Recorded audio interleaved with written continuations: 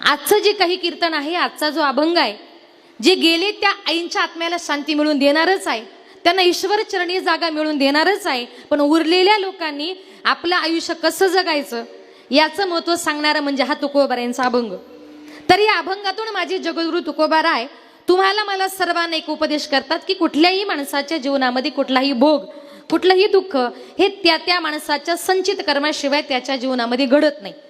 संचित कर्म म्हणजे काय? मागच्या जन्माचं साचून ठेवलेलं कर्म, प्रारब्ध, क्रियामान, संचिताचा भोग, हे 3 भोग आपल्या जीवनामध्ये आपल्याला भोगावे लागतात. आपण या मृत्यू लोकामध्ये हा देह घेऊन जन्माला आलो.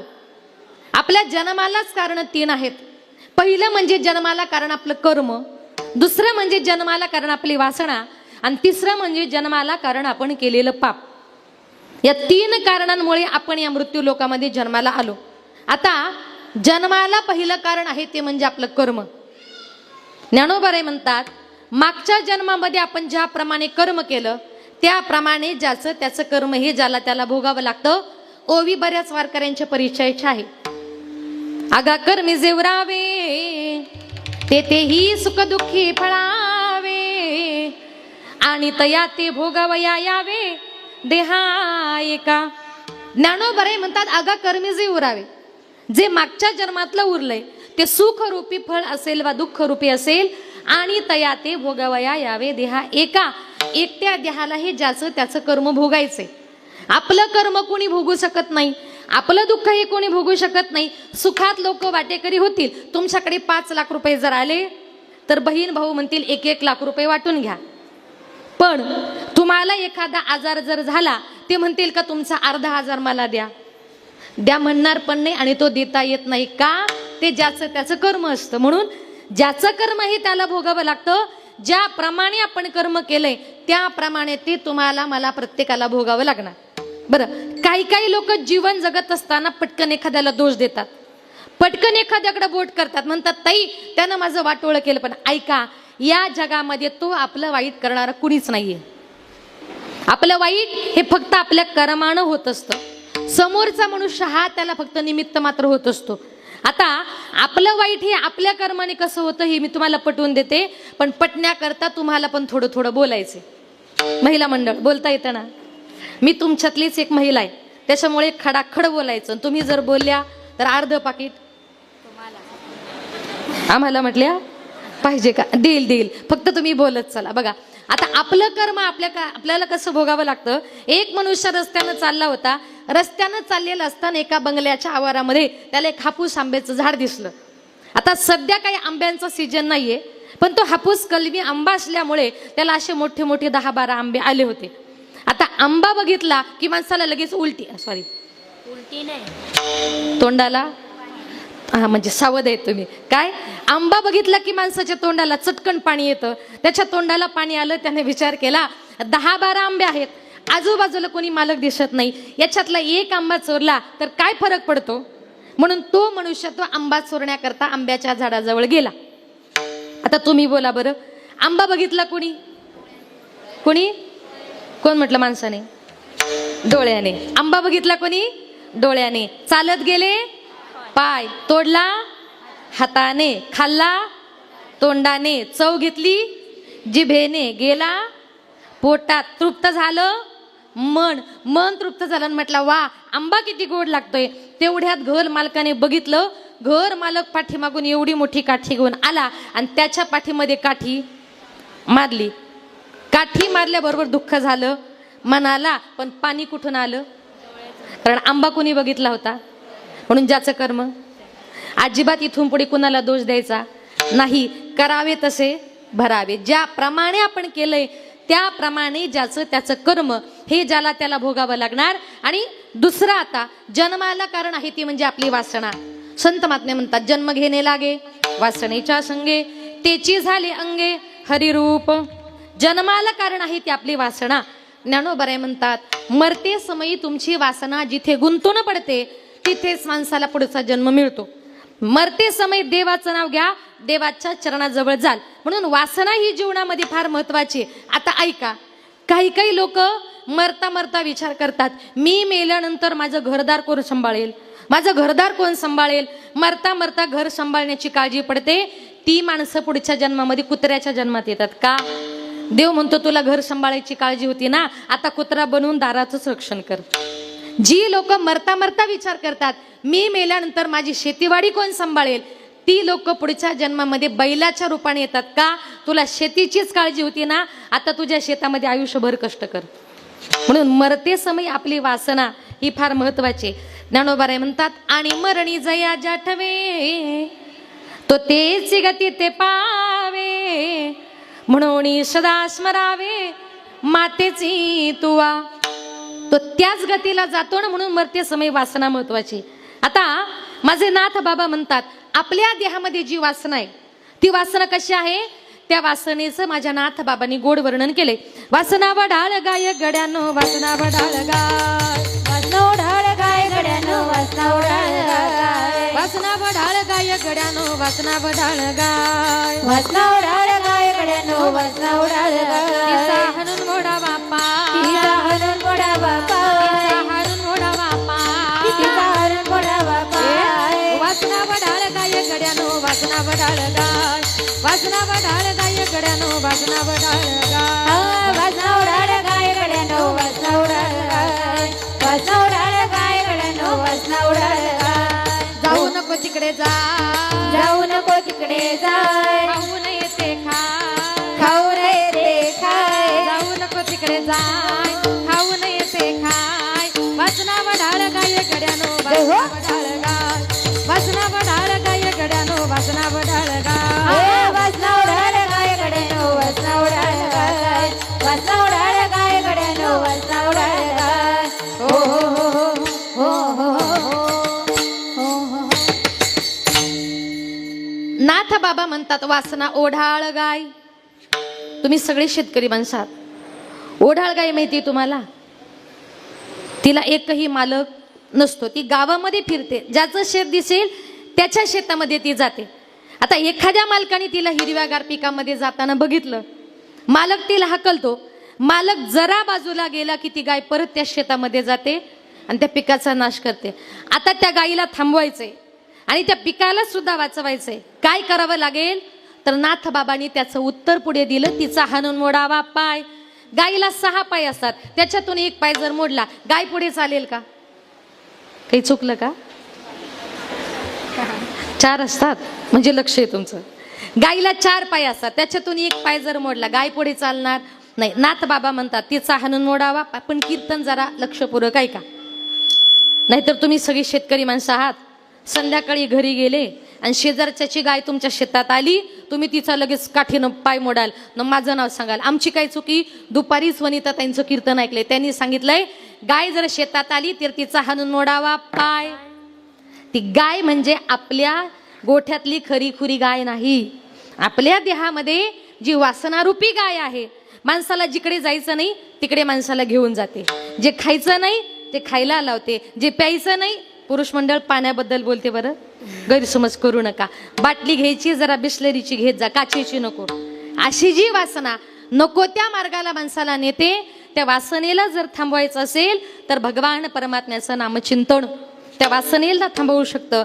आणि जन्माला तिसरं कारण आहे ते म्हणजे आपण केलेलं पाप. त्या पापामुळे गडे पातकाचे मूळ. आपल्या जन्माला मूळ कारण काय आहे? आपलं मागच्या जन्माचं काहीतरी पाप शिल्लक आहे, म्हणून हा पुढचा जन्म. मग या जन्मामध्ये येऊन आपण पाप जर करत बसल्या तर दुःखच वाटायला येईल ना. काही काही लोक म्हणतात ताई आम्ही जन्माला आल्यापासून कधी कुणाचं वाईट केलं नाही हो, रात्रंदिवस सगळ्यांचं चांगलंच केलं तरी माझ्या जीवनात वाईट आहे. आणि आमचा शेजारचा 24 तास गावाचं वाईट करीत फिरतोय पण त्याच्या जीवनात सगळं चांगलं घडतंय. तेव्हा आपण लक्षात घ्यायचं, तो वाईट वागूनही त्याच्या जीवनात चांगलं घडतंय ना, त्याचं मागच्या जन्माचं काहीतरी पुण्य शिल्लक आहे. आणि आपण चांगलं वागूनही आपल्या जीवनामध्ये वाईट घडतंय, त्या दिवशी आपण लक्षात घ्यायचं माझं मागच्या जन्माचं काहीतरी पाप शिल्लक आहे. पण ते पाप जर फेडायचं असेल तर हरिमुखे म्हणा, हरिमुखे म्हणा, पुण्याची गणना कोण करी. परमेश्वराचं हरी हरी असं चिंतन करा. सगळ्या पापाचा नाश करण्याची ताकद ही भगवान परमात्म्याच्या नामचिंतनामध्ये आहे. म्हणून संत महात्मे तुम्हाला कळकळीनं देवाचं चिंतन करण्याचा आग्रह करतात. संताची संगत करण्याचा आग्रह करतात का? संत संग धरा तुम्ही, संत संग धरा तुम्ही, हरी भजन करा, संत संग धरा तुम्ही, संत संग धरा तुम्ही, संत संग धरा तुम्ही, हरी भजन करा, संत संग धरा तुम्ही, संत संग धरा तुम्ही, संत संग धरा तुम्ही, हरी भजन करा, संत संग धरा तुम्ही, संत संग धरा तुम्ही, संत संग धरा तुम्ही, हरी भजन करा, संत संग धरा तुम्ही. पाठी लागला से काळा, दात खातो करा करा, पाठी लागला से काळ, दात खातो करा करा, पाठी लागला से काळा, दात खातो करा करा, पाठी लागला से काळ, दात खातो करा करा.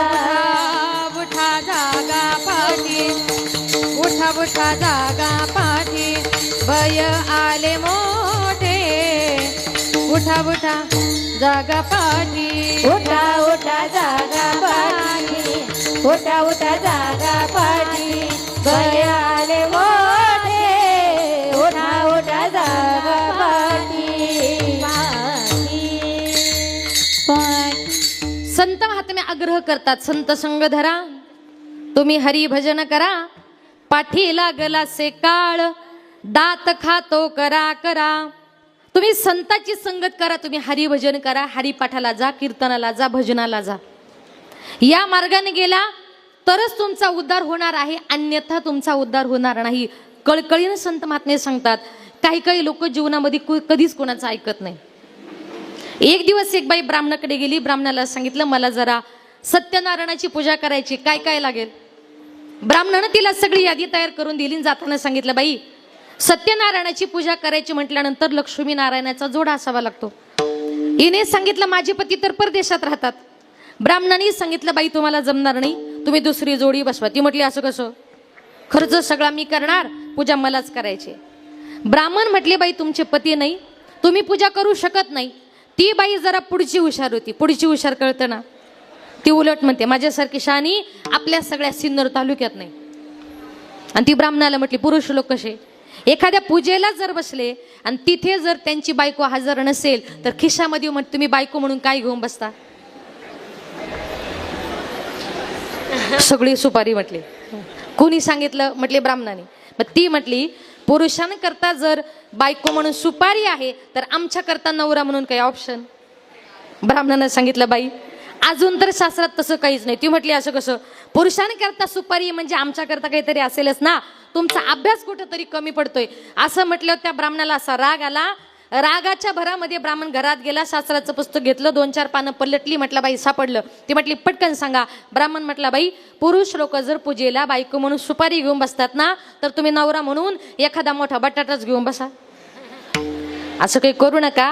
हे जे लोक ऐकत नाही त्यांच्याकरता हा उपाय आहे. म्हणून जीवनामध्ये कधीतरी कुणाचं ऐकत जा. चांगली माणसं, मोठी माणसं, वयानं ज्ञानानं मोठी असणारी माणसं ही नेहमी चांगली सांगत असतात. म्हणून संतांनी सांगितलेल्या मार्गाने जाण्याचा प्रयत्न करा. कारण जे तुमच्या माझ्या वाट्याला आलंय ते कोणी चुकू शकत नाही. अभंगाचे प्रथम भोगा तो ना घाडे, संचिता वाचून करावे ते मनी समाधान. तुकोबाराय म्हणतात कुठल्याही माणसाच्या जीवनामध्ये कुठलाही भोग हा त्या माणसाच्या संचित कर्माशिवाय घडत नाही. संचित कर्म म्हणजे काय, मागच्या जन्माचं साचून ठेवलेलं कर्म. आता मागच्या जन्माचं कर्म आपल्याला कसं भोगावं लागतं त्याच्याबद्दल एक दृष्टांत सांगते.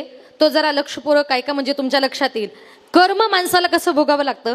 ज्या वेळेला माझे संत सज्जन महाराज म्हणजे कोण, सज्जन कसाय विकू लागे माणसं, ते सज्जन महाराज जगन्नाथपुरीची रथयात्रा करण्याकरता, थोडं मॉनिटर वाढवा ना, रथयात्रा करण्याकरता मुक्काम दर मुक्काम करत करत रस्त्याने निघाले होते.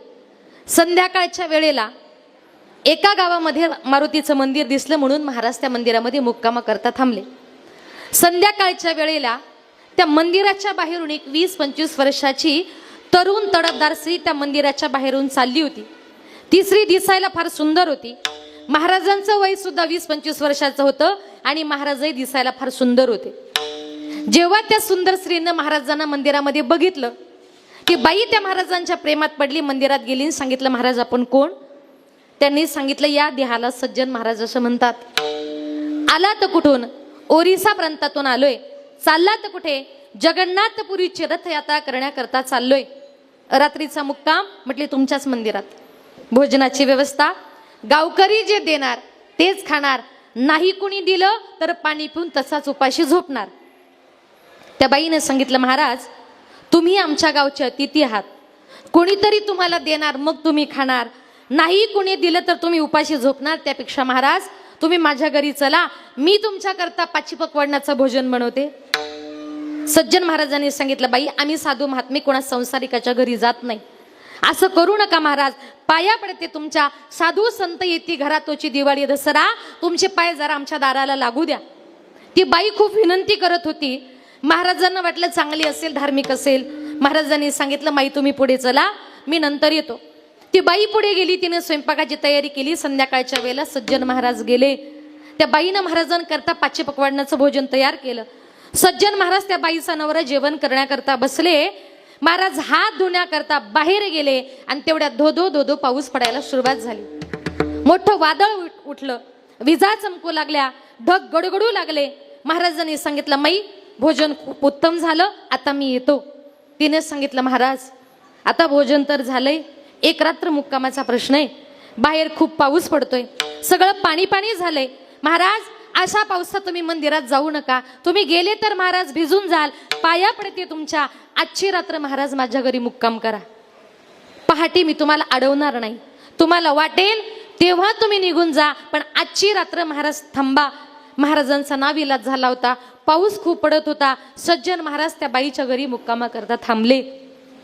रात्री 2-2:30च्या सुमारास त्या बाईनं आपल्या पतीला गाढ झोपेमध्ये बघितलं.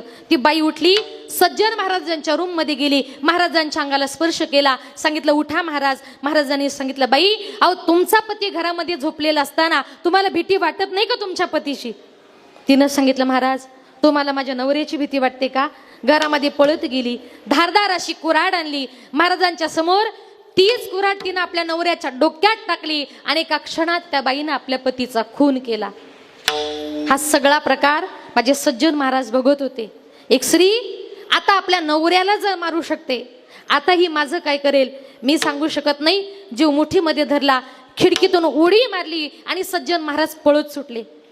त्या बाईनं विचार केला, ज्या महाराजांकरता नवऱ्याला मारलं तो नवरा मेला आणि महाराजही पळाले, आता जगायचं कोणा करता? उद्या जर महाराजांनी गावामध्ये सांगितलं या बाईनं हिच्या पतीचा खून केला तर मला सगळं सोडून जेलमध्ये जावं लागेल. अक्षरशः त्या बाईनं डाव पलटला. रात्रीच्या अंधारात 2-2:30च्या सुमारास ती बाई घराच्या बाहेर पळत आली, आरडाओरडा केला, धावा पळा वाचवा. सगळी गावकरी मंडळी आली. काय झालं बाई? तिनं सांगितलं, कुणी एक साधू महात्मा संध्याकाळच्या वेळेला आपल्या गावात आला होता, मला वाटलं चांगला असेल, त्याला मी माझ्या घरी नेलं, पाची पक्वान्नाचं भोजन खायला दिलं, रात्री त्याला मुक्कामाला जागा दिली. रात्रीच्या वेळेला माझा पती गाढ झोपेमध्ये असताना या महाराजांनी माझ्यावर जबरदस्ती करण्याचा प्रयत्न केला, मी आरडाओरडा केला, माझा पती मध्ये आला म्हणून या महाराजानं माझ्या पतीचाच खून केला. लक्ष आहे ना तुमचं? खून कुणी केला होता? तिनेच. आळ आणला सज्जन महाराजांवर. हे ऐकून गावकऱ्यांच्या तळपायाच्या आग मस्तकात गेली.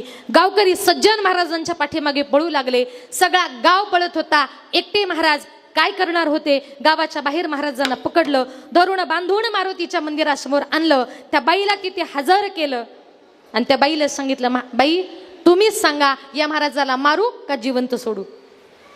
तिने सांगितलं, त्याला मारूही नका आणि त्याला जिवंतही सोडू नका. बाई तुम्ही म्हणाल तसं. तिनं सांगितलं, ज्या हाताने या महाराजांना माझी आबरू लुटली, ज्या हाताने या महाराजांनी माझ्या पतीचा खून केला, या महाराजाचे दोन्ही हात तोडून टाका. त्या बाईच्या सांगण्यानुसार काही चुकी नसताना सज्जन महाराजांचे 2 हात तोडण्यात आले. चुकीची शिक्षा झाली, गावकऱ्यांनी सोडून दिलं. तिथून निघाले सज्जन महाराज, जगन्नाथपुरीला गेले. जगन्नाथाच्या चरणावर आपलं मस्तक टेकवलं, हंबरडा फोडला, सांगितलं जगन्नाथा, अरे माझी काय चुकी होती, मी तुझी रथयात्रा करण्याकरता निघालो होतो. रस्त्यानं जात असताना माझा मी चाललो होतो, मी मारुतीच्या मंदिरात मुक्कामाला होतो. ती बाई तिथं आली, तिने मला भोजनाचा आग्रह केला, तिने मला मुक्कामाचा आग्रह केला, तिने माझ्यावर जबरदस्ती करण्याचा प्रयत्न केला, तिने तिच्या पतीचा खून केला आणि सगळा खोटा खोटा आळ माझ्यावर. मी काहीच केलं नाही जगन्नाथा, आणि विनाकारण माझे 2 हात तोडले रे. त्या गावकऱ्यांनी, जगन्नाथा अरे अशी माझी काय चुकी झाली. जगन्नाथाने सांगितलं, सज्जन महाराज शांत व्हा, तुम्ही माझे खूप जवळचे भक्त आहात, पण ऐका, माझा कितीही जवळचा जरी भक्त असला ना, त्याला कर्म नावाची गोष्ट चुकत नाही. सज्जन महाराज, तुमचे हे जे 2 हात तुटले ना, हे तुमचं आत्ताचं नाही, तुमचं मागच्या जन्माचं संचित कर्म आहे. सज्जन महाराज देवाला म्हणतात, देवा अरे मागच्या जन्मात मी असं काय केलं होतं का या जन्मात माझे 2 हात तुटले. जगन्नाथाने सांगितलं, ऐका सज्जन महाराज, मागच्या जन्मामध्ये तुम्ही एक संन्यासी साधू होतात. ज्या बाईच्या घरी तुम्ही मुक्कामाला थांबले, ती बाई मागच्या जन्मात एक गाय होती. तिचा पती मागच्या जन्मात एक कसाई होता आणि त्याचा मोठा कत्तलखाना होता. एक दिवस तो कसाई त्या गायीला रस्त्याने घेऊन चाललेला असताना त्याच्या हातून ती गाय सुटली. कुठे पळाली त्याला कळेना. तुम्ही रस्त्याने चालला होतात. कसाईने विचारलं, महाराज माझी गाय इथून पळताना बघितली का? तुम्हाला माहिती नव्हतं तो कसाई आहे, तुमच्या मनात पाप नव्हतं महाराज. तुम्ही मोकळ्या मनाने सांगितलं, हो तुमची गाय या उजव्या दिशेला गेली. त्या गायीला समजलं की या महाराजानंच माझा पत्ता सांगितला. ती गायी म्हटली, महाराज कदाचित जर तुम्ही माझा पत्ता सांगितला नसता तर आजच्या दिवस तरी माझा जीव वाचला असता, पण तुम्ही माझा पत्ता दाखवल्यामुळे हा कसाई आता मला कत्तलखान्यात नेईल, माझी कत्तल करेल. या जन्मात नाही महाराज, पण पुढच्या जन्मात का होईना मी तुमचा काटा काढल्याशिवाय राहणार नाही. तो मागच्या जन्माचा राग काढण्याकरता या जन्मामध्ये ती गायी बाई झाली. तिचा जो काही कसाई होता तो तिचा पती झाला. मागच्या जन्मामध्ये त्यानं तिला कत्तलखान्यात कापल्यामुळे या जन्मात तिनं त्याला कुऱ्हाडीनं घरातच कापला. ज्याचं कर्म त्याला. दोघांमध्ये माझी चुकी काय? तुमची चुकी एकच. त्या दिवशी तुम्ही एका हाताने जर गाय दाखवली नसती. आपल्या हिंदू धर्मामध्ये गोमातेला पवित्र मानतात, पण मागच्या जन्मामध्ये एका हाताची शिक्षा, गोहत्येचं पातक तुमच्या माथे लागलं आणि एका हाताची शिक्षा या जन्मामध्ये तुमचे 2 हात तुटले गेले. म्हणून भोगतो न घडे संचिता वाचोनी करावे ते मनी समाधान. म्हणून संत महात्मे म्हणतात, कर्म नावाची गोष्ट देवादिकांना सुद्धा चुकलेली नाही. कर्मे श्रीराम वनवासा गेला, कर्मे श्रीराम वनवासा गेला, कर्मे दशरथ वियोगे मेला, कर्मे दशरथ वियोगी मेला, कर्मे रावण क्षय पावला, कर्मे रावण क्षय पावला, वियोग घडला सीता देवी पर्यसी गभारा सादर, पर्यसी गभारा सादर, वियोग घडला सीता देवी पर्यसी गभारा सादर, पर्यसी गभारा सादर. कर्मे श्रीराम वनवासा गेला, कर्मे दशरथ वियोगे मेला, कर्मे रावण जय पावला, वियोग घडला सीता देवी. कर्मे श्रीराम वनवास गेला, कर्मे दशरथ वियोगे मेला, कर्मे रावण क्षय पावला, वियोग घडला सीता देवी, देवी. कर्मे श्रीराम वनवासा गेला, कर्मे दशरथ वियोगे मेला, कर्मे रावण क्षय पावला, वियोग घडला सीता देवी. देवाला स्वतःचं कर्म चुकवता आलं नाही, स्वतःच्या बापाचं नाही, स्वतःच्या बायकोचं नाही. आपण सर्वसामान्य माणसं आहोत, सर्वसामान्य त्याचे भक्त आहोत. ज्याप्रमाणे आपण कर्म केलंय त्याप्रमाणे ज्याचं त्याचं कर्म हे ज्याला त्याला भोगावं लागणार. धन पैसा संपत्ती याला सर्वस्व मानू नका. ज्या धनावर संपत्तीवर आपण प्रेम करतोय, प्रारब्धेसी जोडे धन प्रारब्धेसी वाढे मान, सोचका करी सेवाया, भज मन पंढरी राया. धन पैसा याला सर्वस्व मानू नका. काही काही लोक अक्षरशः मरेपर्यंत त्यांच्या हृदयामध्ये संसार प्रपंच अशाच गोष्टी भरलेल्या असतात.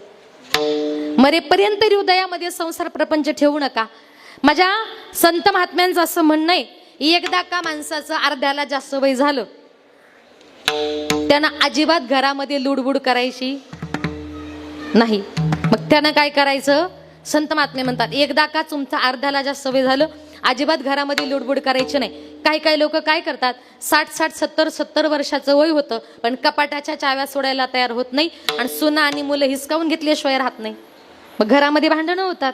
घरामध्ये भांडणं करण्यापेक्षा एकदा का अर्ध्याला जास्त वय झालं, संसार प्रपंच करून झाला, नातवंड झाले का मुलाच्या सुनबाईच्या हातामध्ये संसार द्यायचा आणि सांगायचा अर्ध्या वर्ष संसार प्रपंच केला, आता इथून पुढे तुमचा संसार, तुमचा प्रपंच तुमचा तुम्ही सांभाळा. आणि आपण निघायचं कुठं, ज्ञानोबा माऊली तुकाराम, तुकाराम तुकाराम. महिला मंडळ, ज्ञानोबा माऊली तुकाराम. भजन करा, वा वा, टाळी वाजवा. ज्ञानोबा माऊली तुकाराम. काय गोड म्हटल्यावर असंच करायचं, असंच म्हणायचं. आता आठवलं म्हणून सहज सांगते. असंच एका गावात कीर्तनाला गेले आणि त्या महिलाला म्हटलं, म्हणा माझ्या पाठीमागं भजन, ज्ञानोबा माऊली तुकाराम. सगळ्या महिला भजन म्हणायचे, एक बाई भजन म्हणायची, पण ती भजन म्हणताना कशी म्हणायची माहितीये, ज्ञानोबा माऊली. ती पुढे काहीतरी वेगळंच म्हणायची. म्हणून मी तुम्हाला 2-3 वेळा म्हणायला सांगितलं. मला शंका आली, म्हटलं ताई तुम्ही ते मावशी तुम्ही भजन म्हणताना ते ज्ञानोबा माऊली पुढं काही वेगळंच. ती म्हटली कसं आहे ना ताई, आमच्या यांचं नाव तुकाराम आहे, मग कसं काय घ्यायचं. मग ती भजन म्हणताना कशी म्हणायची माहितीये, ज्ञानोबा माऊली पप्याचा बाप, पप्याचा बाप. तुमचं तसं काही नाही ना. देवाचं चिंतन करायचंय, मनापासून करा. बघा संत महात्मे म्हणतात मुलांच्या हातामध्ये संसार प्रपंच द्यायचा आणि आपण निघायचं कुठे, आळंदी पंढरपूर. मग तुम्ही सांगाल वारीवरून आल्यानंतर काय करायचं, नातवंड सांभाळायची का, ते तुमचं तुम्ही ठरवा. पण ठाईचं बाई सोनी करा एक चित्त, सोनी करा एक चित्त, ठाईचं बाई सोनी करा एक चित्त, ठाईचं बाई सोनी करा एक चित्त. आवडी अनंत आळवावा, आवडी अनंत आळवावा, आवडी अनंत आळवावा. ठाईचं बाई सोनी करा एक चित्त. घरामध्ये बसायचं, हरिपाठ करायचा, काकडा करायचा, भजन करायचं. देवाचं चिंतन करण्याकरता वनात जाण्याची गरज नाही. न लगती सायास जावे वनांतरा, सुखे येतो घरा नारायण. पण काही काही लोक अजिबात देवाचं चिंतन करत नाही. मरेपर्यंत आमच्या संसाराचं कसं होईल, आमच्या मुलांचं कसं होईल याचा विचार करतात. पण ऐका, मरेपर्यंत तुमच्या हृदयामध्ये संसार प्रपंच अशा गोष्टी जर असतील, त्याच्यामुळे काय होतं, एक सुंदर उदाहरण सांगते. एका गावात एक बाबा मरणार आणि तेवढ्यात त्या बाबाची वाचा गेली. आता वाचा गेल्यानंतर ते बाबा हाताच्या संकेतानं अशा असे करायचे, अशा असे करायचे, अशा असे करायचे, अशा असे करायचे. अरे बाबाला झालंय तरी काय, सगळा गाव तिथे गोळा झाला. बाबा सांगतायत तरी काय. एका माणसानं सांगितलं, कदाचित मला असं वाटतंय तुमचे बाबा असं सांगतायत, आपल्या घरातला धन पैसा संपत्ती ना सगळी पाठीमागच्या भिंतीत ठेवली. आता पैसा कोणाला नको हो. मागच्या भिंतीमध्ये पैसा ठेवला म्हटल्याबरोबर घरातल्या लोकांनी अर्जंट JCB बोलवला. घराची सगळी भिंत पाडली, 1 रुपया सापडला नाही. बाबा असा 4ही मुलांच्या तोंडाकडे बघायचे, हाताच्या संकेतानं अशा असे करायचे, अशा असेच करायचे. मुलं म्हटले बाबा एवढे सांगतायत म्हणजे दुसऱ्या भिंतीत असतील, तिसऱ्या भिंतीत असतील. असं करता करता घराच्या 2-3 भिंती पाडल्या, पण एकाही भिंतीमध्ये 1 रुपया सापडला नाही. बाबांनी मनातल्या मनात विचार केली की अरे माझी वाचा गेली, मला बोलता येत नाही, मी आज मरेल की उद्या मरेल याची गॅरंटी नाही, आणि माझ्या मुलांनी मी बांधलेल्या घराला JCB लावलाय. अरे यांचं चाललंय तरी काय, बोलता येत नव्हतं ना. बाबा अक्षरशः तोंड जोडायचे आणि हाताच्या संकेताने अशा असे करायचे ना अशा असेच करायचे. मुलं म्हटले आपले बाबा ज्या अर्थी तोंड जोडून जीवाच्या आकांताने सांगतायत, म्हणजे नक्कीच आपल्या बाबांनी कुठंतरी लाखो रुपये खजिना असा दाबून ठेवलाय. बाबा सांगण्याचा प्रयत्न करतायत, पण बाबाला काही बोलता येत नाही. म्हटले काही करून बाबा मरायच्या अगोदर बाबाचे लाखो रुपये खजिना आपल्याला भेटला पाहिजे. काय करावं म्हटले. एका माणसानं सांगितलं, तुम्हाला तुमच्या बाबांना जर बोलायला लावायचं असेल तर आयुर्वेदामध्ये काशी वनस्पती आहे, ती वनस्पती खाल्ल्यानंतर माणसाला काही क्षण बोलण्याची परवानगी असते, पण तिची किंमत आहे 50,000 रुपये. मुलं म्हटले जाऊ द्या, 50,000 रुपये जाऊ द्या, पण बाबाचा खजिना कुणाला नकोय म्हटले. ती अक्षरशः त्या खजिन्याकरता लाखो रुपयाच्या आशे करता ती 50,000ची वनस्पती आणली, बाबाला खायला दिली. बाबाने ती वनस्पती खाल्ली आणि काही क्षणात चमत्कार झाला, बाबा बोलायला लागले. मुलं म्हटले बाबा, अहो तुम्ही सकाळपासून जीवाच्या आकांताने हाताच्या संकेताने फक्त असं असं करताय, असं असं करताय बाबा. अहो तुमच्या हाताच्या संकेतावरून घराचं पार पटांगण केलं. आता 50,000 रुपयाची संजीवनी वनस्पती सुद्धा आणली बाबा. 1 मिनिटाची वेळ आहे, 1 मिनिटामध्ये पटकन सांगा 2 पैसा संपत्ती नेमका कुठं ठेवलाय ते.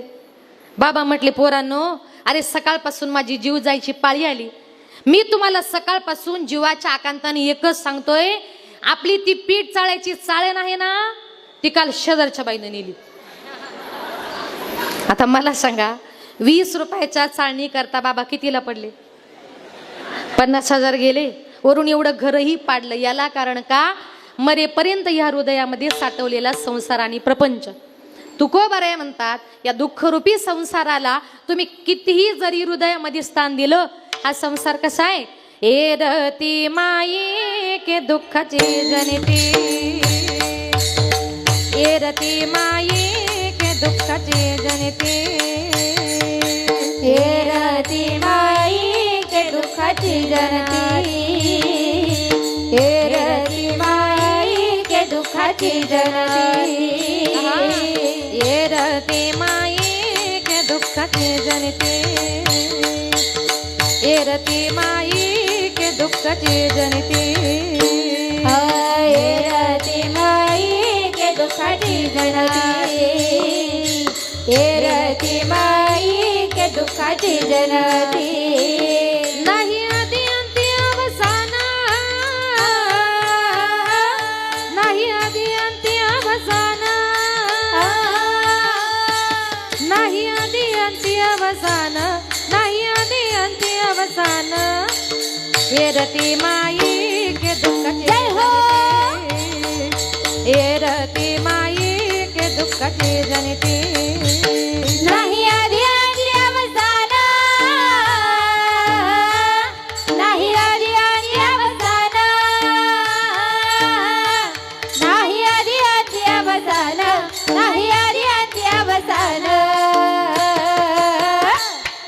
एरती माई के दुःखाची जननी, एरती माई के दुःखाची जननी, एरती माई के दुःखाची जननी, दुःखाची जननी, दुःखाची जननी, जननी, जननी.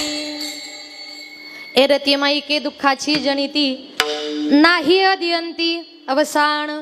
तुकोबाराय म्हणतात, ज्या संसारावर आपण प्रेम करतोय ना, हा दुःखरूपी संसार आपल्या जन्माच्या अगोदरही आपल्या बरोबर नव्हता आणि आपण मेल्यानंतर सुद्धा तो आपल्या बरोबर येणार नाही. नाही अदियंती अवसान. आपल्या बरोबर येणार आहे ते फक्त भगवान परमात्म्याचं नामचिंतन. आणि म्हणून संत महात्मे म्हणतात, जे गोड असं नामचिंतन आमच्या संतांनी देवाचं केलं, अमृताहुनी गोड नाम तुझे देवा. मग अमृतापेक्षाही गोड जर असं भगवान परमात्म्याचं नामचिंतन आहे, तर आमची तोंड तुझं नामचिंतन का करत नाही. म्हणून तुकोबाराय म्हणतात, जीवन जगताना कितीही जरी दुःख आलं तरी कुठल्याही गोष्टीचा खेद मनामध्ये बाळगायचा नाही. अभंगाचे 2रे चरण. मनोनिया मनी म्हणून खेदू, मनोनिया मनी म्हणून खेदो, मनोनिया मनी म्हणून खेदो, मनोनिया मनी म्हणून मनोनिया मनी, मनोनिया मनी, मनोनिया मनी म्हणून खेदो. मनोनिया मनी मान नाही घेदू मनोनिया मनी मानू नाही घेदू मनोनिया मनी मानू नाही घेदू मनावा गोविंदो वेळू वेळा मनावा गोविंदो वेळू वेळा पासानी पाणी गा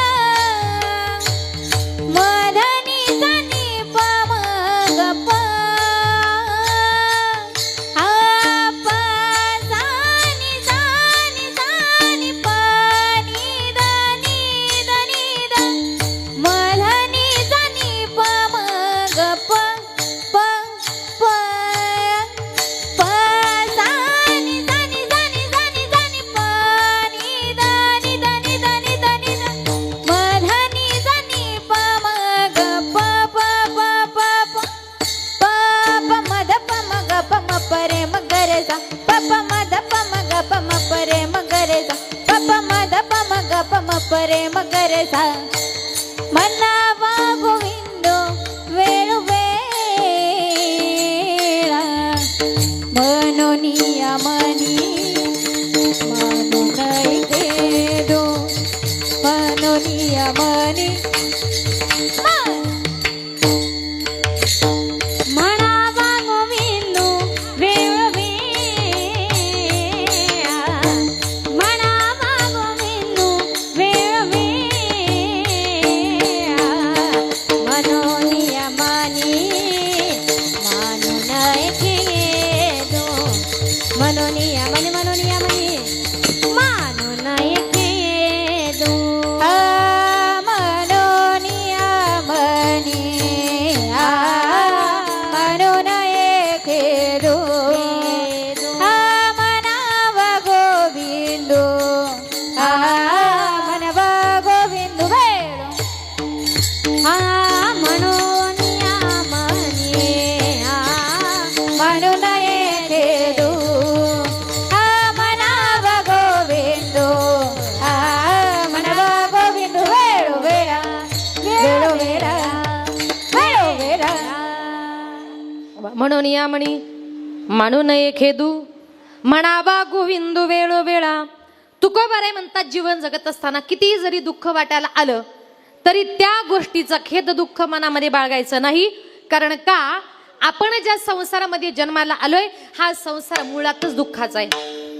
प्रमाण सगळ्या वारकऱ्यांचा लोकांच्या परिचयाच आहे. संसार दुःख मूळ आणि वारकरी मंडळी बर का त्याला सगळ्या महाराष्ट्रात बाबा एकच चाल आहे.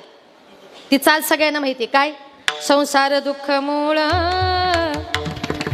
त्या मूळ शब्दाला आपण किती स्वर लावतो मूळ जितका स्वर लावतो ना तितका तो संसार दुःखाचा आहे.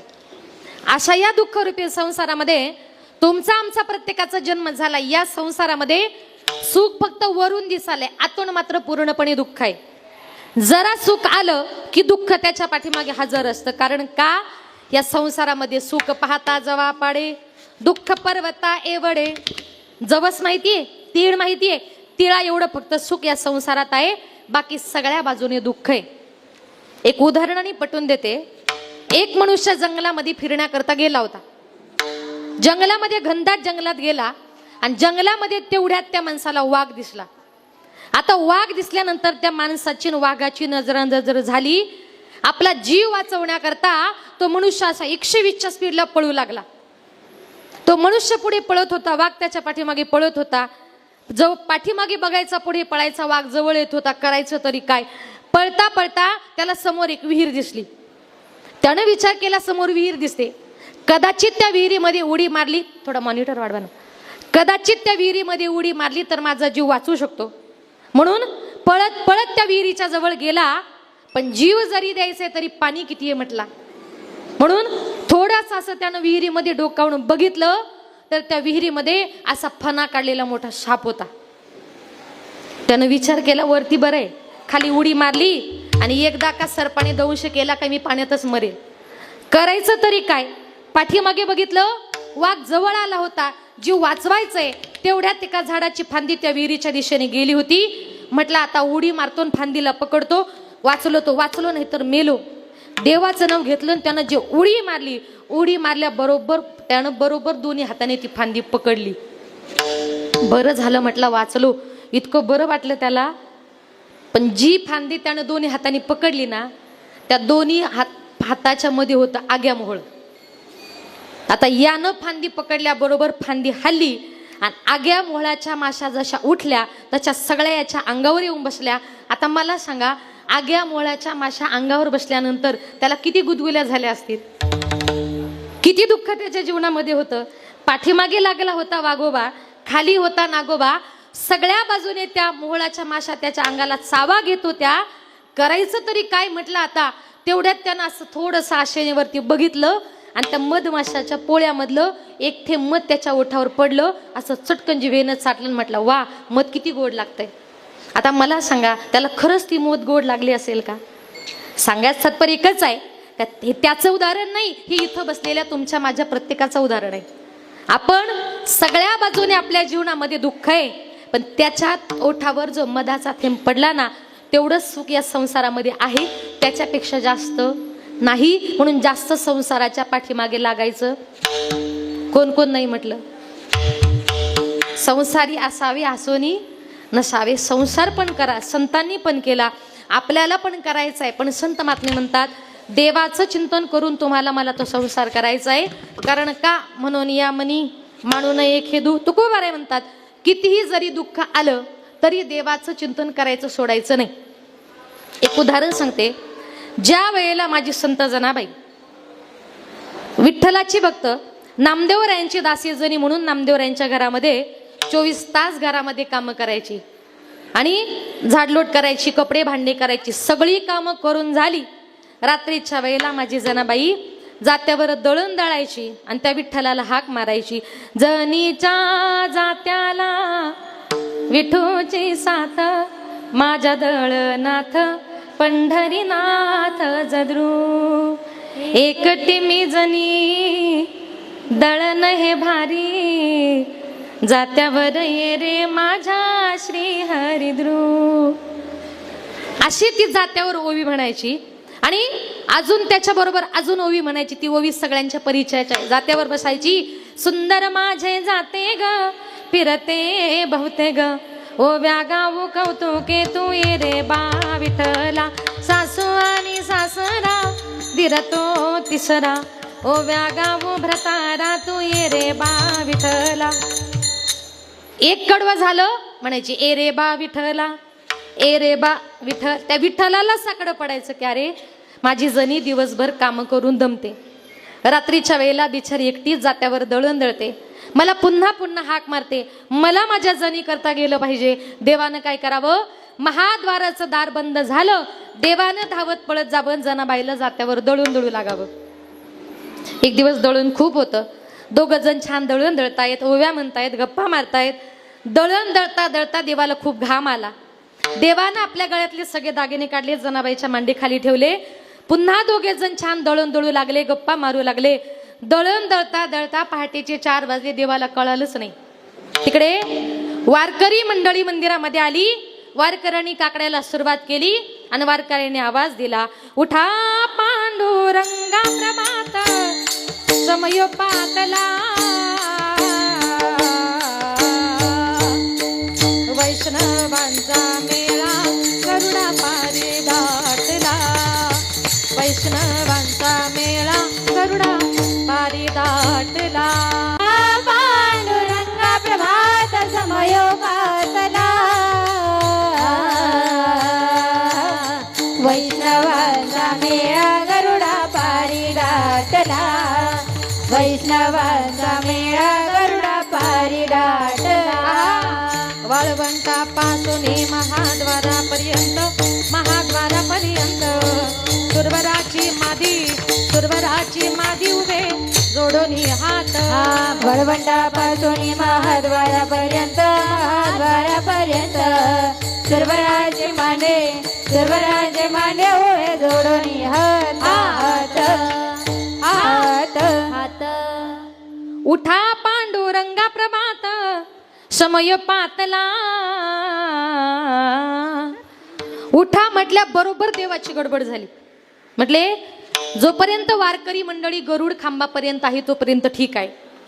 एकदा का दार उघडलं आणि मी जर रावळात नसेल तर सगळीकडे गडबड होणार. उठा म्हटल्या बरोबर देव घाईघाईनं उठले. दागिन्यांची आठवण होती. दागिने गळ्यात घालायचे सोडून जनाबाईची गोधडीच पटकन गळ्यात घातली आणि देव पळत सुटले. जनाबाई म्हणते देवा देवा. देव म्हटले जने आता बोलू नको, मला फक्त जाऊ दे. देव पटकन गेले, विटेवर जाऊन उभे राहिले आणि देवाच्या लक्षात आलं दागिने अचानक जड झाले कसे काय. खाली वाकून बघितलं, गळ्यात गोधडी. आता म्हटले माझंही खरं नाही आणि जनीचंही खरं नाही. पुजारी मंडळी दार उघडणार. देवानं आपल्या गळ्यातली गोधडी काढली, बाजूला फेकली. दार उघडल्या बरोबर गळा मोकळा दिसला ना. एका पुजाऱ्याचं लक्ष गेलं देवाच्या गळ्याकडे. देवाच्या गळ्यामध्ये एकही दागिना नव्हता. चोरी झाली, चोरी झाली, सगळीकडे आरडाओरडा झाला. तेवढ्यात एका पुजाऱ्याचं लक्ष गेलं त्या गोधडीकडे. 100% कुणीतरी चोर मंदिरामध्ये तोंड लपून आला. दागिने सापडले, गोधडी टाकून निघून गेला. ही गोधडी कुणाची आहे? सगळ्या पंढरपुरातून फिरवली. शेजारीन बाईनं सांगितलं 100% जनीचीच आहे, कारण आपल्या शेजारणीचं आपल्यावरच लक्ष असतं. आमचा एकच पक्ष शेजारणीवर. तसं तिनं सांगितलं 100% जनीचीच आहे. जनाबाईच्या रूमची झडती घेतली. जनाबाईच्या रूम मध्ये सगळे दागिने सापडले. तिथल्या राजानं फरमान सोडलं जनाबाईला सुळावर द्या. जनाबाई करता चंद्रभागेच्या वाळवंटामध्ये सूळ रोवण्यात आला. धरून बांधून जनाबाईला सुळापर्यंत नेलं. सुळाकडे चालवलं होतं. जनाबाईच्या विरोधातल्या बायका कुठेही जा, कितीही चांगलं वागा, गाव तिथे विरोधक, रस्ता तिथे गतिरोधक असतातच. जनाबाईला होते विरोधक. आपलं काय हो? त्या विरोधातल्या बायका म्हणायच्या जने अगं लाज वाटत नाही तुला?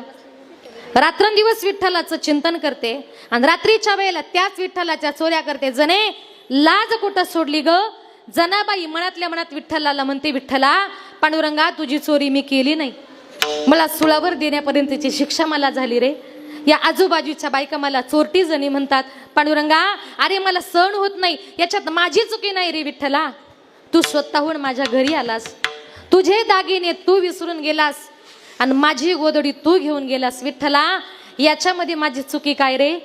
जनाबाई करुणेने देवाला विनवते, मनातल्या मनात रडते, म्हणते विठ्ठला असा का रे विठ्ठला तू केलास कावा, अलंकार विसरोनी गेलासी देवा, वाकळ नेली तू कांद्यावरी आळ चोरीचा माझ्यावरी.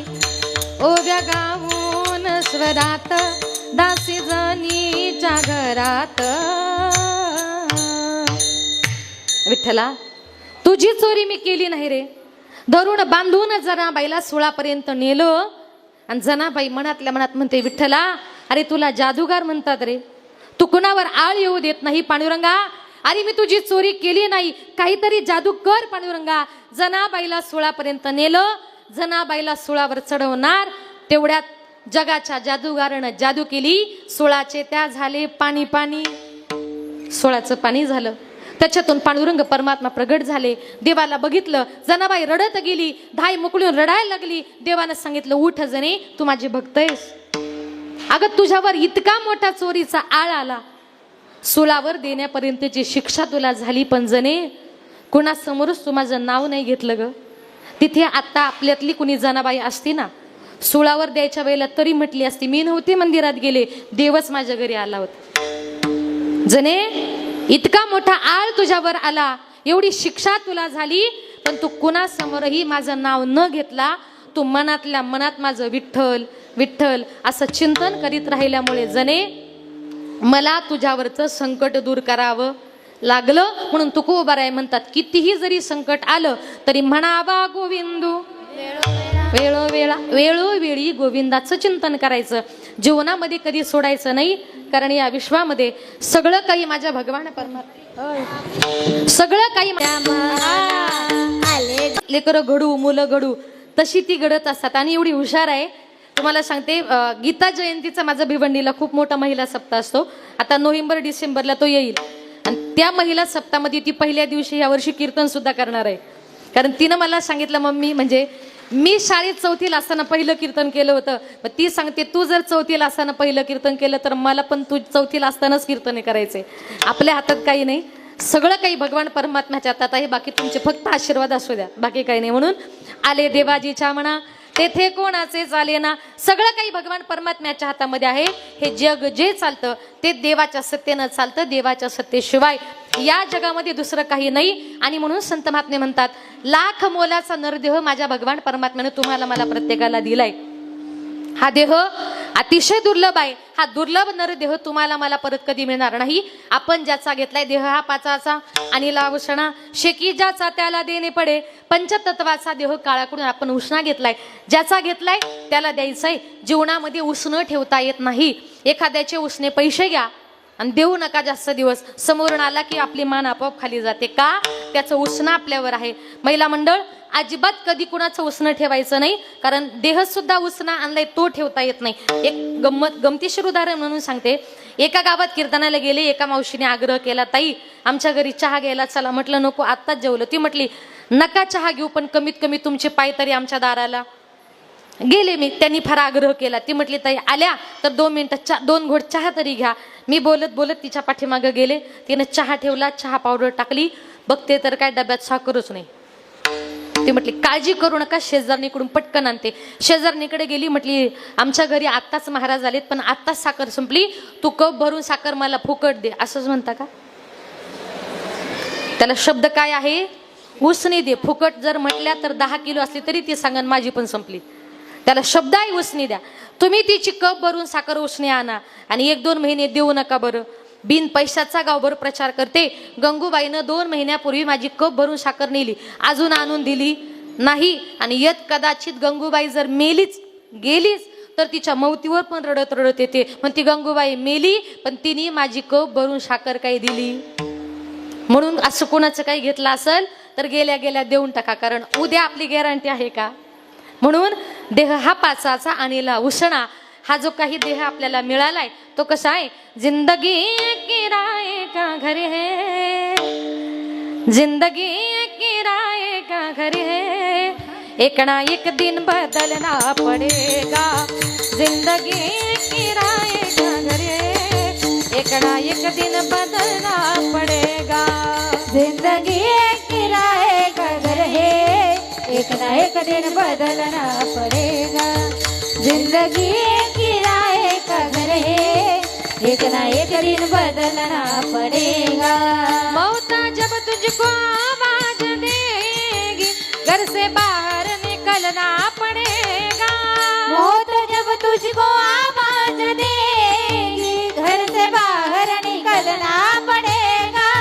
मौत जब तुझको आवाज देगी घर से बाहर निकलना पड़ेगा. जिंदगी जिंदगी जिंदगी जिंदगी जिंदगी किराए का घर है, एक ना एक दिन बदलना पड़ेगा. जिंदगी किराए का घर है, एक ना एक दिन बदलना पड़ेगा.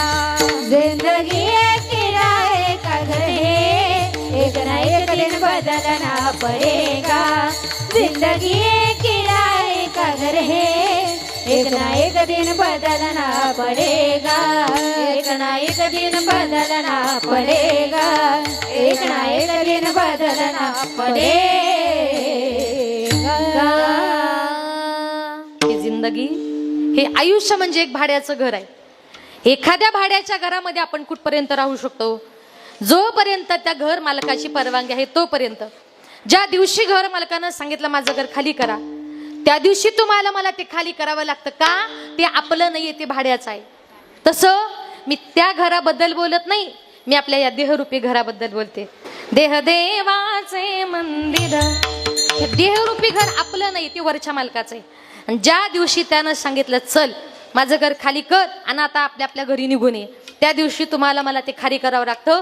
त्या दिवशी लोक लिहितात त्याला देव आज्ञा झाली आणि तो देवा घरी गेला. म्हणून हे सगळं करत असताना जो आला त्याला प्रत्येकाला जायचंय. जीवन जगताना ईश्वराची सेवा करा, समाजाची सेवा करा, आई वडिलांची सेवा करा. या विश्वामध्ये आई बापासारखं श्रेष्ठ दैवत नाही. जिवंतपणी माणसाला एक शेवटचे 10 मिनिट घेते. जिवंतपणी माणसाला मायबापाची किंमत कळत नाही. एकदा का आपले मायबाप या जगातून या विश्वातून निघून गेले नंतर कितीही जरी रडलं फायदा होणार नाही. आज या परिवारातून एक त्यांची आई आपल्या मुलांना, खूप मोठा असा परिवार आहे आणि अतिशय मोठ्या अशा परिवारातून ती आई आज या जगातून या विश्वातून आपल्या मुलांना, आपल्या मुलींना, आपल्या सगळ्या नातवंडांना पोरकी करून या जगातून या विश्वातून निघून गेली. जेव्हा आपले मायबाप या जगातून या विश्वातून निघून जातात ना, तेव्हा ते परत कधीच आपल्या घरी येऊ शकत नाही. कारण का, जेव्हा ते जातात तेव्हा ते कुठे गेलेले असतात? गेली दुरी दिगंतरा, पुन्हा येणे नाही घरी. विजला हो नंदादीप, कशी जाऊ मी मंदिरी. लाडकी माझी आई, वाट पहा ती कैवारी. भोळी रखुमाई गेली, झाली उदास पंढरी. श्रद्धांजली देता थरथरे माझी काया. राहू दे रे माझी आई, मोक्षपदी देवराया. मायबाप गेल्यानंतर एखादं कीर्तन संपलं, प्रवचन संपलं, आपण देवाला म्हणतो, देवा माझ्या आईला, माझ्या बापाला मोक्षपदाला ने. जिवंतपणी आपले मायबाप हे सगळ्यात महत्वाचं दैवत असतं. एकदा का आपली आई या जगातून या विश्वातून आपल्याला सोडून गेली ना, दुसऱ्याच्या आईला, शेजारच्या आईला प्रेमानं तुम्ही कितीही जरी आई म्हणून हाका मारल्या ना, दुसऱ्याची आई आपली आई या जगामध्ये कधीच होऊ शकत नाही. सोडून या गेली आई मायले कराना. आई आई आई हाका मारू मी कुणाला. आई आई आई आई म्हणू मी कुणाला. आई आमच्यासाठी कष्ट केले फार, सोडून या गेली आई सारा परिवार. लेकी सुना रडत बसती काना कोपऱ्याला, आठवण येते आई त्याच घडीला. सोडून या गेली आई मायले कराना. आई आई आई हाका मारू मी कुणाला. आई आई आई आई म्हणू मी कुणाला. एकदा का आपली आई या जगातून या विश्वातून निघून गेली ना, शेजारीच्या आईला प्रेमानं किती हाका मारा. आणि इथं बसलेल्या तुम्ही आम्ही एकेकाळी कुणाची तरी मुलगी आहोत, कुणाची तरी लेक आहोत. जोपर्यंत आपल्या माहेरामध्ये आपली आई जिवंत आहे तोपर्यंतच मुलीला माहेर असतं. ज्या दिवशी माहेरातून आपली आई निघून गेली ना, त्या दिवशी आपलं माहेर संपलं. थोडा स्वर लाव ना भूषण. आणि आपली पिशवी सुद्धा रिकामी झाली. याला कारण का, तर माहेरातून मुलगी जेव्हा सासरी जायला निघते ना, तेव्हा तिच्या आई आपल्या मुलीची पिशवी कधीच रिकामी पाठवत नाही. लोणचं देईल, पापड देईल, भाजीपाला देईल. बाई आपल्या गावातला गावठी भाजीपाला आहे एवढा तरी नाही. तिच्या घरी भाजीपाला मिळत नाही का, पण त्याला आईचं प्रेम म्हणतात. जोपर्यंत माहेरामध्ये आपली आई जिवंत आहे तोपर्यंत आई आपली पिशवी कधीच रिकामी पाठवत नाही. ज्या दिवशी आपली आई गेली ना, त्या दिवशी आपली पिशवी रिकामी झाली आणि आपली माया सुद्धा संपली. म्हणून जीवनामध्ये आपली आई ही फार महत्वाची आहे. आईचं आणि मुलीचं नातं म्हणजे अतिशय गोड, अतिशय प्रेमाचं. असं एकही घर नाही का त्या घरामध्ये आईचं आणि मुलीचं भांडण होत नाही. पण त्या माय लेकीचं भांडण म्हणजे कसं असतं माहितीये? माय लेकीचं भांडण दया दुधाची वोकळी, लेक धरते अबोलाई मनाची मोकळी. आईचं मुलीचं जर भांडण झालं ना, मुलीला आईविषयी राग येतो. आईच्या मनात राग नसतो, उलट प्रेम असतं. कारण आई ज्या आपल्या मुलीला शिकवते ते काय असतं हो?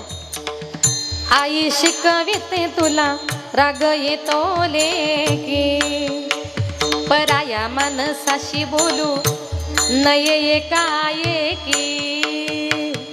काय म्हणते आई? अगं तुझी मुलीची जात आहे ग, लग्न करून तुला परक्या घरी जायचंय. रस्त्यावर परक्या पुरुषाशी पटकन बोलू नये, आणि बोलली तर लोक नावं ठेवतात ग. अशा प्रकारचे संस्कार आई आपल्या मुलीवर करत असते. मुलींवर संस्कार करता करता आपल्या मुली लहानाच्या मोठ्या कधी होतात हे आई बापाला सुद्धा कळत नाही हो. अचानक एक दिवस एका पाठोपाठ एक सगळ्या मुली लग्न करून घरातून निघून जातात. मुली निघून गेल्यानंतर त्या घरामध्ये आईला आपल्या मुलीशिवाय करमत नाही. मुलींची आठवण म्हणून ती आई आपल्या भिंतीवर चिमणी पाखरांचं चित्र काढते आणि शेजारणीला पटकन म्हणते, माझ्या घरातल्या सगळ्या चिमण्या माझ्या उडून गेल्या ग. ती आई रडते आणि काय म्हणते, लेक जाते सासरला आई लाग कर मेना, सारविल्या भिंतीवर काढल्या ग मैना, लेक जाते सासरला मागे मागे फिरू पाही, बोलती आई माझी लाडाची लेक जाई, लेक जाते सासरला माय लेकी पडे गळा, कस कोरड्यानं दिला पाणी येत खळा खळा. आपली मुलगी जायला निघाल्यानंतर आई बापाची आठवण आल्यानंतर या कोरड्या नदीला कुठून पाणी येतं तेच कळत नाही हो. मनामध्ये आई वडिलांविषयी असणारं प्रेम. ज्या माय बापानं आपल्या करता रात्रंदिवस एक केलेत, कष्ट केलेत, त्यांना कधीच विसरायचं नाही. मायबाप म्हातारे होतात, मुलं लक्ष देत नाही, घराच्या बाहेर त्यांना कुठेतरी काढतात. आईबाप एखाद्या पडक्या घरात एखाद्या पडक्या छपरामध्ये राहतात आणि आई शेजारणीला म्हणते, माझी मुलं आमच्याकडे लक्ष देत नाही, माझ्या 4 मुली माझ्या चिमण्या लग्न करून दुसऱ्याच्या घरी निघून गेल्यात, बिचारा सासूरवासनी झाल्यात, परत परत येऊ शकत नाही, आम्ही आज मरू का उद्या मरू याची गॅरंटी नाही.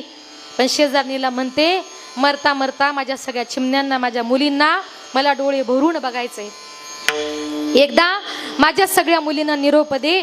ती आई रडते आणि काय म्हणते, माझ्या जीवाच्या लेकीला आज सांगवा पाठवा, माझ्या व्याकुळ जीवाला माझी मालन भेटवा, नाव लेकीच ग घेता जात फिरे गरा गरा, माझी डोळ पुसणारी लेक गुंतली संसारा, रोज येते सपनात काही बोलत ती नाही, भर चैताच्या उन्हात माझी सुकली गजाई, करू लेकीच नशीब झालं कपाळ उघड, घर धन्याच्या वाचून कोणी घेईना लुगड, कोणी घेईना लुगड, कोणी घेईना लुगड. अशा प्रकारे आई बाप आपल्या करता रडतात, आपल्या करता रात्रंदिवस एक करतात, कष्ट करतात. जीवनात त्या आईला त्या बापाला कधी विसरायचं नाही. जाताना थोडंसं 2 मिनिटात बापाविषयी बोलून जाईल. आपला बाप रात्रंदिवस कष्ट करतो ते फक्त आपल्या मुलाने करता. दिवस रात्र काम करतो, डे नाईट ड्युटी करतो. संध्याकाळी कामावरून घरी आला, आपल्या मुलांना बघितलं, हलकीशी स्माईल देतो, पण त्याच्या हसण्याच्या पाठीमागे फार मोठं दुःख त्याच्या मनात लपलेलं असतो, फार दमलेला असतो बाप. आपला बाप जेव्हा कामावरून दमून घरी येतो ना, झोपतो ना, तेव्हा गुपचूप जरा त्याच्या हृदयाच्या जवळ जा, त्याच्या हृदयाचे ठोके ऐका, तुमचा बाप किती दमलेला असतो.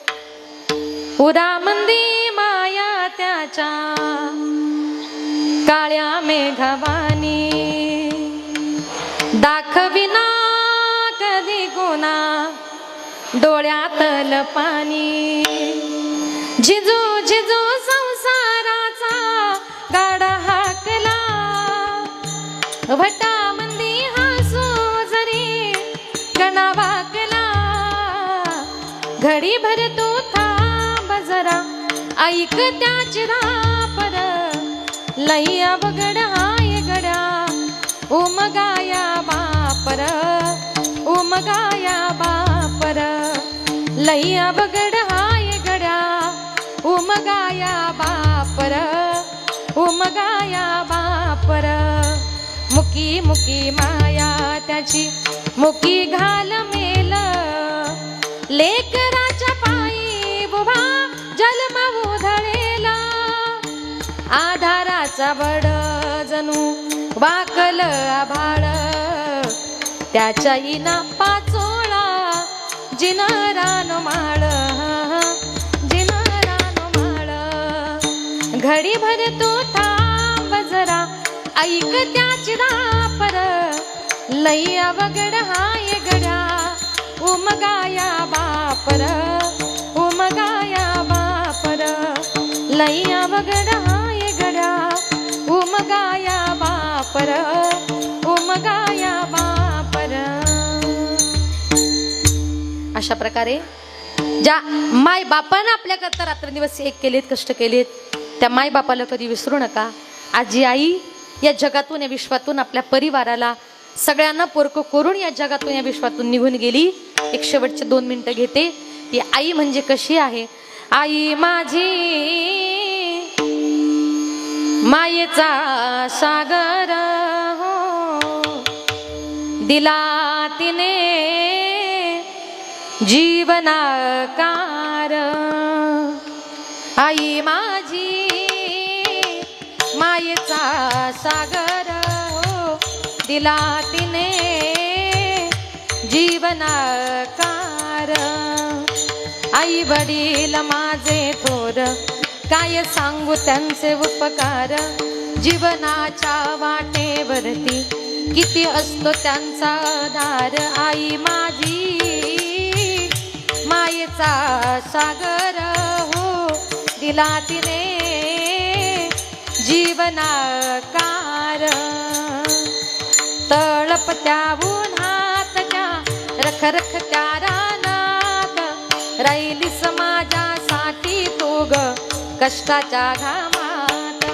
तळपत्या उन्हातच्या रखरखत्या रानात राहिली समाजासाठी तू ग कष्टाच्या घामात. कधी मिळेल मुठभर घास कधी घडे तिला उपवास. ओल्या मातीतून चालताना तुडविले काट्याचे फास. आई माझी मायेचा सागर हो दिला तिने जीवनाकार. नभीची चांदणी तू ग चंद्राची कोर शीतल तुझी छाया मला हवी जीवनभर. नभीची चांदणी तू ग चंद्राची कोर शीतल तुझी छाया मला हवी जीवनभर. तुझ्या शीतल छायेमधी उभं आयुष्य जगेन. आई देवा पासी मी ग आई तुलाच ग मागेन. आई माझी मायेचा सागर हो दिला तिने जीवनाकार. आई माझी मायेचा सागर हो दिला तिने जीवनाकार जीवनाकार जीवनाकार. अशा प्रकारे जे आईबाप या जगातून या विश्वातून निघून गेलेले मायबाप तुम्हाला मला परत कधी मिळणार नाही. जिवंतपणी आईवडिलांची सेवा करा. मायबाप हे सगळ्यात महत्त्वाचं दैवत आहे. माय बाप केवळ कासी तेने न जावे तीर्थासी. सगळं तीर्थांची या धुरे जे काही माता पितरे. आणि एकच सांगेल